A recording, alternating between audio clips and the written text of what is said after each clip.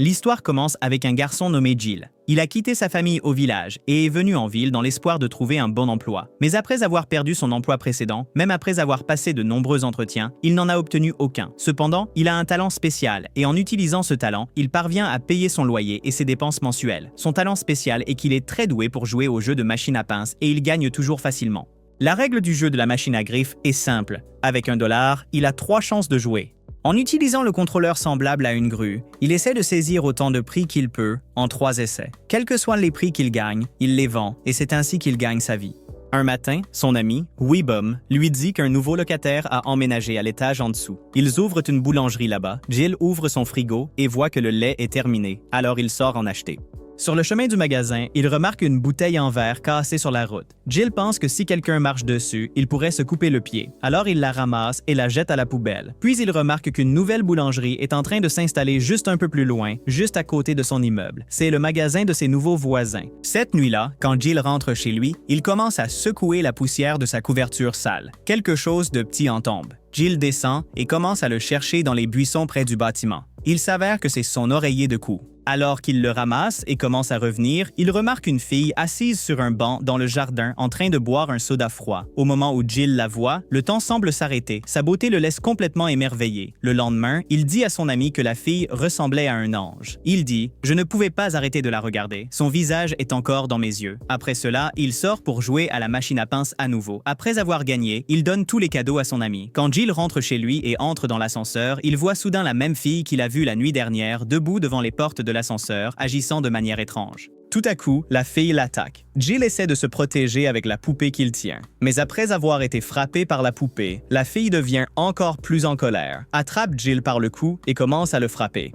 N'ayant pas d'autre choix, Jill lui frappe la tête avec la sienne et s'échappe de l'ascenseur. Le lendemain matin, quand Jill se réveille, il prend un bâton dans sa main et commence à chercher la fille de la nuit dernière. Ne la trouvant nulle part, Jill descend. En arrivant au rez-de-chaussée, il voit qu'une nouvelle boulangerie a ouvert en face de leur immeuble. Lorsqu'il jette un coup d'œil à l'intérieur par la porte, le gérant de la boulangerie, Ara, s'approche de lui.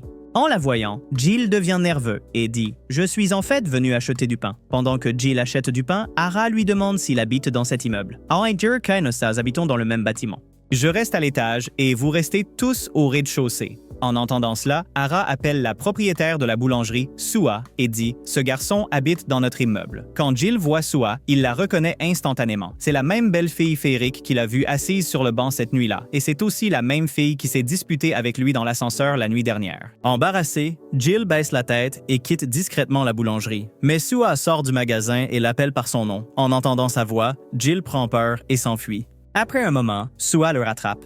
Jill pense qu'elle va le gronder pour ce qui s'est passé la nuit dernière, mais au lieu de cela, elle le surprend en disant « Tu es notre voisin et notre nouveau client. » Je voulais te donner ce petit cadeau. De retour chez lui, Jill continue de penser. Je l'ai frappée si fort hier soir qu'elle a peut-être été blessée, mais elle n'en a même pas parlé aujourd'hui. Peut-être qu'elle a un problème de mémoire. Cette nuit-là, vers 2 heures du matin, Sua dort dans sa chambre. Elle rêve d'un endroit sombre, tout noir autour, et dans cette obscurité, une fille est assise seule. Avant qu'elle ne puisse voir quoi que ce soit de plus, Sua se réveille soudainement. Au même moment, Jill remarque depuis sa fenêtre que Sua se tient étrangement dans le jardin.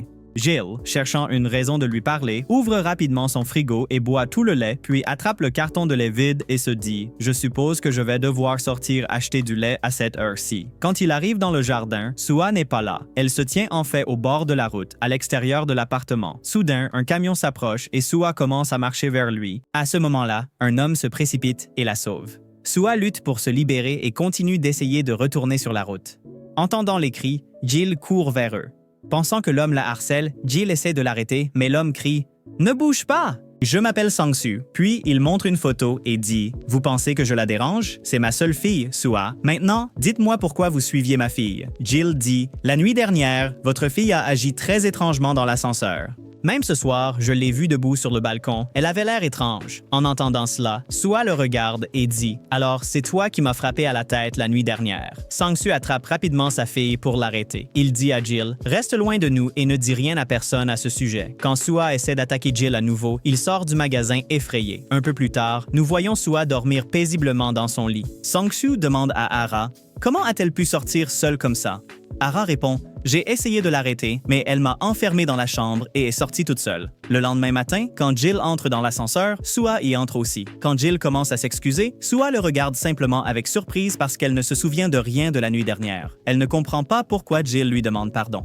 Cette nuit-là, Sua sort se promener avec son père. Jill les observe secrètement de loin. Il est 2h22 du matin. Sur l'horloge, Jill voit Sua jouer comme une enfant avec son père au parc. Ensuite, il s'arrête dans un supermarché où elle mange son gâteau préféré. Sua ne tient même pas la bouteille d'eau elle-même. Elle boit seulement quand son père la tient pour elle. Sansu lui dit « À cause de toi, je dois changer de maison tous les quelques jours. Sarah pense que rien pardon pendant un moment, mais tu m'as fait l'acheter. Suha sourit et dit « Le prix de cet endroit va bientôt doubler. » Juste après avoir dit cela, elle commence soudainement à agir étrangement et s'endort. Sansu la porte sur son dos et rentre à la maison. Mais soudain, il ressent une douleur aiguë dans la colonne vertébrale et s'effondre. Jill accourt et attrape Sua avant qu'elle ne tombe. Sangsu est emmené à l'hôpital. Sua dort toujours, reposant sur le dos de Jill. Ara demande à Jill « Quel genre de travail fais-tu? » Jill répond « Est. En ce moment, je n'ai pas de travail. » Le lendemain matin, Jill va à l'hôpital pour voir comment va Sangsu. Sansu dit « As-tu apporté ce que je t'ai demandé? » Jill sort son CV et le lui tend. En le regardant, Sansu dit « Tes notes ne sont pas très bonnes et tu as été renvoyé de quelques emplois à cause de mauvaises performances. » Je peux quand même vous en offrir un. Il continue. Pendant la journée, vous travaillerez à la boulangerie, mais de 2h à 5h du matin, vous sortirez ma fille pour une promenade. Mais ma fille n'est pas une fille ordinaire. Il y a un esprit en elle. Chaque nuit, après qu'elle s'endorme, l'esprit prend possession de son corps. Cet esprit est en elle depuis le jour de sa naissance. Les ancêtres de ma femme ont été maudits, et à cause de cette malédiction, cet esprit est piégé à l'intérieur de Sua. L'esprit aime se promener sous le clair de lune. C'est pourquoi chaque nuit, quand tout le monde dort, je l'emmène faire une promenade.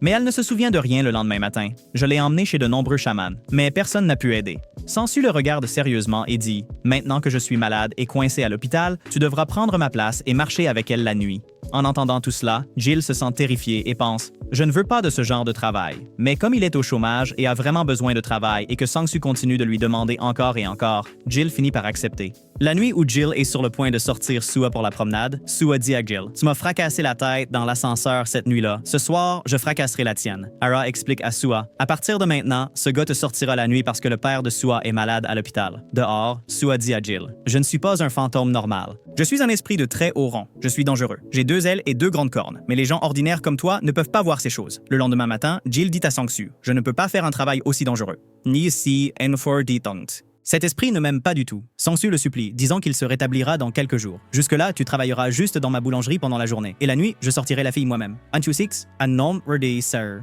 Alors, prends soin d'elle jusqu'à ce que j'aille mieux. Aujourd'hui, c'est le premier jour de Jill à la boulangerie. Ara dit à Sua que son père a embauché ce garçon. Ara tire Jill à part et l'avertit. Sua ne se souviendra de rien la nuit. L'esprit prend possession de son corps. N'aie pas peur, l'esprit ne te tuera pas. Cette nuit-là, quand Jill sort avec Sua, l'esprit joue un jeu émotionnel avec lui. L'esprit fait une tête magique et fait semblant de demander Jill en mariage. Puis, Jill se souvient de ce que Sangsu lui a dit, l'esprit essaiera de le faire chanter émotionnellement. S'il tombe dans ce piège, l'esprit deviendra plus fort et gardera le corps de Sua plus longtemps chaque nuit. En se souvenant de cela, Jill crie « Je ne tomberai pas dans ton piège ». À ce moment-là, Sua se souvient de son plat préféré. Elle traîne Jill au supermarché et dit au vendeur de toujours garder ses gâteaux préférés en stock. Elle le menace. « Si je viens la nuit et qu'il n'y a pas de gâteau, tu auras des ennuis. » À ce moment-là, une autre fille vient acheter le même gâteau, mais l'esprit les a déjà tous pris. Ne trouvant pas son gâteau préféré, la fille commence à pleurer. Voyant cela, Sua exhibe moqueusement les gâteaux et la taquine avant de manger. La fille se fâche et s'enfuit. Jill dit « Un vrai fantôme ne peut pas être aussi ridicule. » En entendant cela, l'esprit se met en colère et essaie de renverser une table. Quand il ne peut pas, il commence à jeter de petites choses autour. À un moment donné, l'esprit attrape un insecte et essaie de le mettre dans sa bouche. Mais Jill attrape sa main et dit « Je croyais que tu étais un vrai esprit, mais ne fais plus de mal à Sua. » Le lendemain matin, à la boulangerie, Sua montre à Jill comment faire le travail. Jill la regarde, se demandant si cette histoire d'esprit est une comédie ou réelle. Sua dit à Jill « Tu n'as pas besoin d'avoir peur, parle-moi normalement comme tu le fais avec Ara. » À exactement 2h du matin, Jill quitte la maison avec un sac, une bouteille d'eau et quelques essentiels. Au parc, il monte sur la balançoire et l'esprit dit « Pousse-moi plus fort. » Jill pousse si fort que l'esprit s'envole et tombe face contre terre. L'esprit devient furieux et commence à essayer de frapper Jill. Sang-Soo, assis à l'hôpital, regarde la localisation de sa fille sur le tracker de son téléphone. Pendant la journée, Jill jette des coups d'œil à Soo-ah quand il le peut. Ses actions montrent qu'il commence à l'apprécier. Un soir, quand il va au supermarché pour acheter de la nourriture, le vendeur dit que les gâteaux sont épuisés. L'esprit agit de manière émotive et dit « Je ne vivrai pas beaucoup plus longtemps. Ce gâteau est ma chose préférée sur Terre. » En entendant cela, le vendeur sort un gâteau caché et le donne à l'esprit. L'esprit gronde le vendeur avec colère. « Comment oses-tu me mentir? » Pendant ce temps, la fille de la nuit précédente vient pour un gâteau et voit que Soo-ah les a tous mangés. Le lendemain matin, cette fille passe, mange plusieurs gâteaux à la boulangerie de Soo-ah et part. La nuit, quand l'esprit sort, il cherche toujours un pot en terre. Pendant le travail, Soo-ah observe aussi secrètement Gil. Peu à peu, ils deviennent amis. Une nuit, Jill demande à l'esprit qui lui a donné ses cheveux bouclés bizarres et cet air étrange. L'esprit dit qu'il peut faire ces changements avec sa magie en une seconde, mais la vérité est différente. Ara passe beaucoup de temps à maquiller Soo-ah chaque nuit et chaque matin après que Jill ramène Soo-ah à la maison, Ara enlève le maquillage pour que Soo-ah ne remarque rien à son réveil. Le lendemain matin à la boulangerie, Ara dit « Une fois, j'ai trompé l'esprit avec de la fausse magie et je l'ai fait me croire. En échange, j'ai demandé à l'esprit de m'accompagner à un endroit, la maison d'un chaman. Même si le chaman a essayé de lier et d'exorciser l'esprit avec de nombreux rituels, rien n'a fonctionné. Seul l'esprit sait comment quitter le corps de Soo-ah. » En entendant cela, Jill a une idée. Il prévoit discrètement de tromper l'esprit dans un pari, de le forcer à révéler la vérité et de gagner. Selon le plan, ce soir-là, Jill emmène l'esprit à un jeu de machine à pince. Il lui dit « Tu choisiras une poupée dans la boîte, je la prendrai en 3 essais. » L'esprit dit « Et si tu échoues, je resterai dans le corps de Soo-ah pendant 6 heures au lieu de 3. » Jill répond « Mais si je gagne, tu devras me dire ce que je peux faire pour te faire quitter son corps pour toujours. » L'esprit accepte et pointe une petite poupée blanche. Jill échoue les 2 premières tentatives et l'esprit commence à se moquer de lui. Mais à la 3e tentative, Jill parvient à attraper la poupée. Selon le pari, Jill dit « Maintenant, dis-moi ce que je dois faire pour libérer Soo-ah. » L'esprit dit « Tu dois dire mon nom 3 fois et me dire de quitter le corps de Soo-ah. Alors, je partirai. » Jill demande « Quel est ton vrai nom? » L'esprit sourit et dit « Je t'ai dit ce que l'accord exigeait. » Mon nom ne faisait pas partie du pari.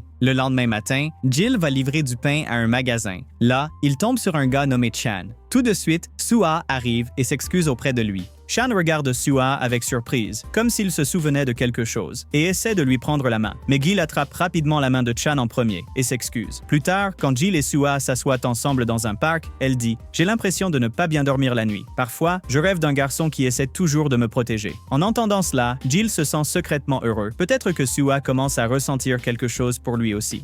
Cette nuit-là, quand Jill emmène l'esprit se promener au bord de la rivière, il voit un homme debout sur un pont sur le point de sauter. Il est submergé par les dettes et veut mettre fin à ses jours. La police essaie de le dissuader, mais il n'écoute pas. Puis, il remarque une fille debout sous le pont, lui disant quelque chose. Il semble que la fille lui dise de ne pas sauter. L'homme devient ému et commence à pleurer, mais en écoutant attentivement, il réalise que la fille dit en réalité « Arrête de faire semblant et saute déjà. Ça ne fait même pas mal. Regarde, je vais te montrer. » L'esprit saute soudainement dans l'eau. Jill panique et saute après elle pour la sauver, mais il ne sait même pas nager. La police sauve Jill, mais il ne trouve Soo-ah nulle part. Puis, il voit l'esprit nager à travers la rivière. Le lendemain, la nouvelle se répand à la télévision et Sang-Soo et Ara réprimandent sévèrement Jill. Quand Sang-Soo essaie de le frapper, Soo-ah apparaît soudainement, alors il s'arrête. Soo-ah ramène son père à l'hôpital. Ara dit à Jill « Soo-ah rêve d'étudier à l'étranger en France, mais si cet esprit n'est pas enlevé, ce ne sera jamais possible. » Cette nuit-là, pendant que Jill attend que l'esprit sorte, Soo-ah sort soudainement de sa chambre éveillée. Voyant Jill dehors, elle sursaute et demande « Que fais-tu ici si tard? »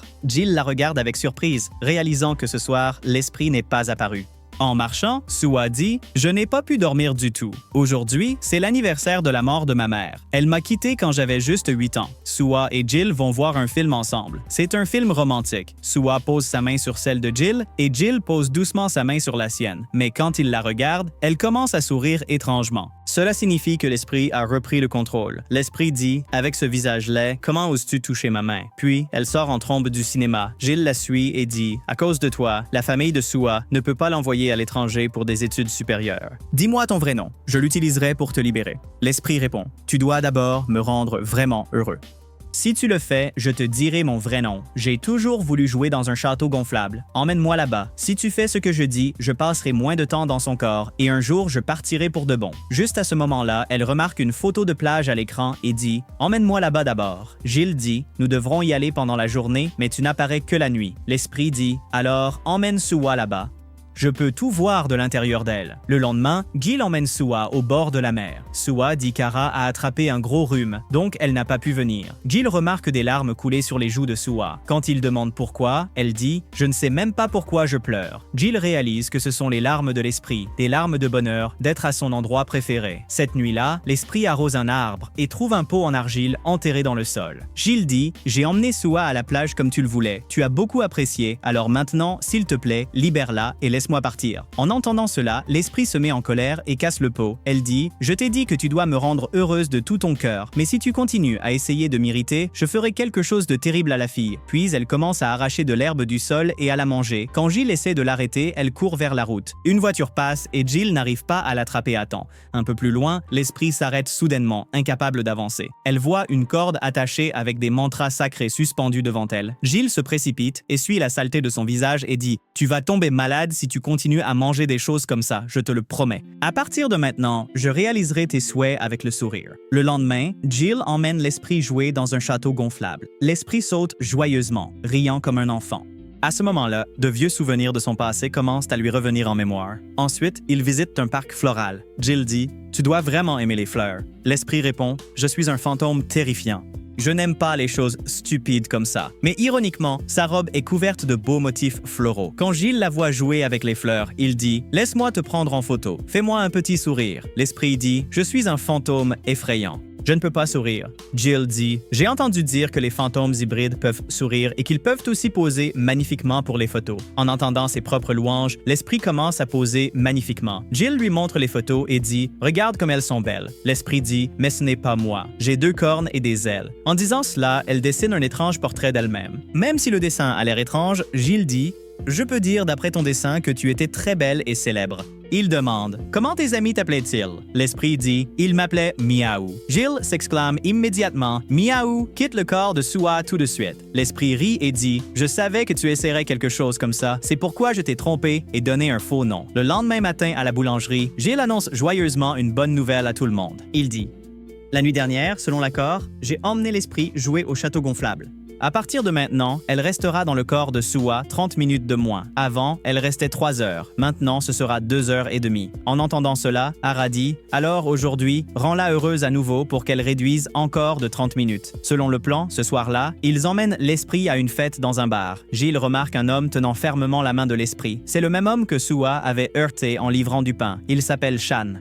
Shan regarde Jill et demande « Qui est cette fille pour toi ?» Jill répond « Pourquoi es-tu si intéressée? C'est ma copine. » En entendant cela, Chan regarde Sua étrangement et s'éloigne sans dire un mot. Le lendemain, quand Jill va à la boulangerie, il voit Ara taquiner son ami. En voyant cela, Sua demande à Jill « Depuis quand ces deux-là sont-ils devenus amis? » Parce que, bien sûr, elle ne se souvient pas de la fête d'hier soir. Juste à ce moment-là, Chan entre dans la boulangerie. Il regarde Sua étrangement, achète un bonbon et s'en va. Immédiatement, Jill sort et demande son identité. Chan dit « Je sais qu'il y a autre chose à l'intérieur de cette fille. J'ai accroché une corde sacrée pour la tester et je l'ai suivie de loin pendant longtemps. Mais chaque fois que j'ai essayé de l'attraper, tu es apparu et tu l'as protégée. Je suis le seul à pouvoir la libérer. » Jill dit « Tu te trompes, il n'y a rien de tel en elle. » La nuit, l'esprit dit à Jill « Chan est un sorcier. Ses ancêtres ont aussi essayé de m'exorciser, mais ils ont tous échoué.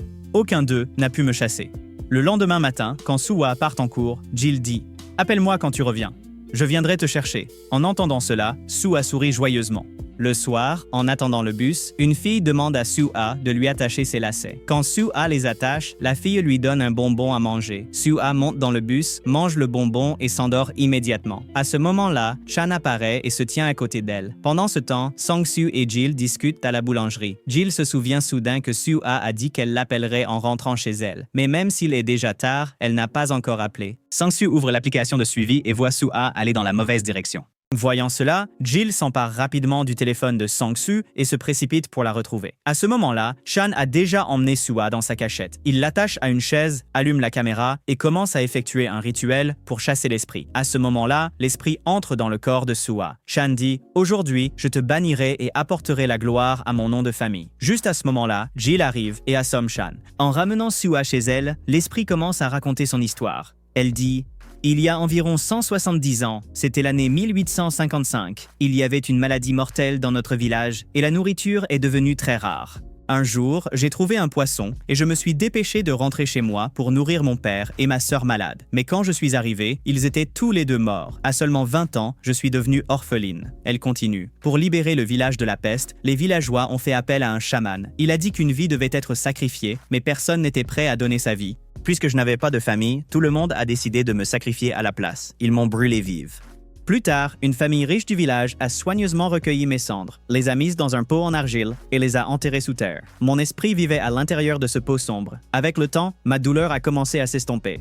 Après 100 ans, je pensais pouvoir enfin reposer en paix. Mais après 50 ans, la grand-mère de Sua a trouvé ce pot en argile. Elle a vidé les cendres, nettoyé le pot et l'a enterré à nouveau pour y conserver du kimchi. Ce pot était ma seule maison. N'ayant nulle part où aller, je suis entré dans son corps par désespoir. Par colère, j'ai commencé à hanter tout le monde. Puis, avant qu'elle n'accouche, je suis passé dans le corps du bébé et ce bébé était Sua. Les chamans et sorciers qui l'ont vu ont su instantanément qu'il y avait un esprit impuissant à l'intérieur. S'il m'avait attrapé, il m'aurait torturé.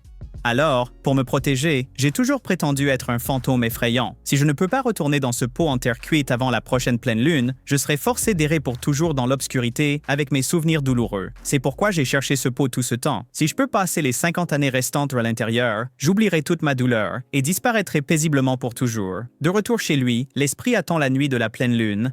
Il ne reste plus que 2 jours pour qu'elle reste dans le corps de Sua. Assise seule, elle continue de penser qu'elle devra errer pour toujours avec ses souvenirs douloureux. Mais Jill prend l'adresse de la maison de la grand-mère de Sua auprès de Sang-Soo. Le lendemain matin, il se met en route pour l'ancienne maison de sa grand-mère. Après un long voyage, Jill trouve la maison abandonnée au fond de la forêt. Il passe toute la journée à creuser, cherchant le pot en argile. Mais même après avoir creusé pendant des heures, il ne le trouve pas. Pourtant, il ne renonce pas et continue de creuser toute la nuit. Pendant ce temps, l'esprit est assis tranquillement sur la balançoire, ne voulant plus jouer. Elle regarde tristement la lumière de la lune. Le lendemain matin, Jill remarque un oiseau posé sur une grosse pierre, lui faisant signe comme pour montrer quelque chose. Il déplace rapidement la pierre et commence à creuser là. Après avoir creusé un moment, il trouve enfin le pot en argile. Excité, il court aussi vite qu'il peut vers la maison. Parce que ce soir, c'est la pleine lune, il doit rentrer avant 2 heures du matin.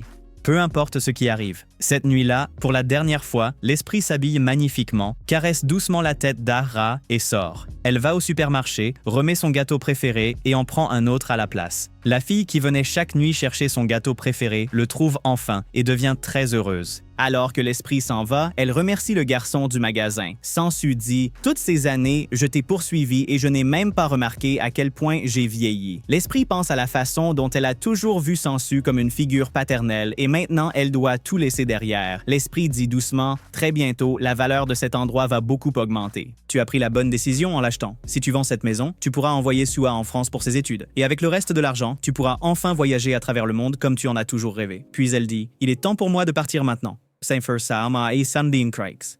Je voulais vraiment voir Jill une fois avant de partir. Juste à ce moment-là, Jill arrive en courant. Il prend la main de l'esprit et l'emmène dans son jardin de fleurs préféré. Lorsqu'il sort le pot en argile de son sac, les yeux de l'esprit se remplissent de larmes. Elle dit « Pourquoi t'es-tu donné tant de mal pour moi ?» Jill dit « Parce que je veux que tu sois heureuse. » Chaque nuit, quand j'étais somnolent pendant nos promenades, tu faisais semblant de t'endormir le premier pour que nous puissions rentrer tôt. Je t'ai toujours vu arroser les arbres. Aucun fantôme effrayant ne pourrait faire de telles choses. Tu étais une bonne personne. C'est la cupidité des gens qui t'a donné ce destin. Pendant 100 ans, tu as porté la douleur du passé.